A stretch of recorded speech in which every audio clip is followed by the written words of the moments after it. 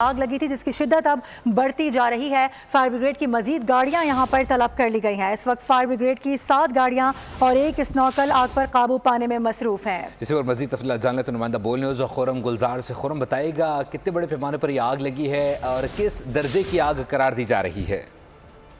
देखें, बिल्कुल आग ने अपनी शिद्दत को मजीद फैला दिया है, मजीद बढ़ गई है ये आग। और इस वक्त जो है वो फायर ब्रिगेड की 10 गाड़ियां यहाँ पर हम देख रहे हैं कि पहुंच चुकी हैं।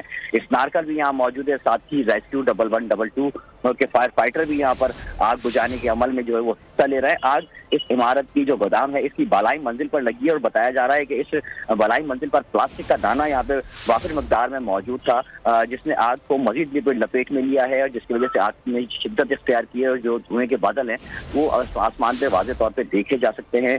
बड़ी शिद्दत की आग है, जिसके बाद हम ये देख रहे हैं कि फायर वाटर बोर्ड की जाने से जो है वाटर टैंकर भी यहाँ पर पहुंचना शुरू हो चुके हैं, जो कि इसलिए लाए गए हैं ताकि आग पर काबू पाने में कोई मुश्किलात पेश ना आए, पानी का कमी का सामना ना करना पड़े। लेकिन अब से कुछ देर कबल पानी की जरूरत, पानी खत्म होने के बायस कुछ देर के लिए आग का अमल रुका जरूर था, आग बुझाने का अमल।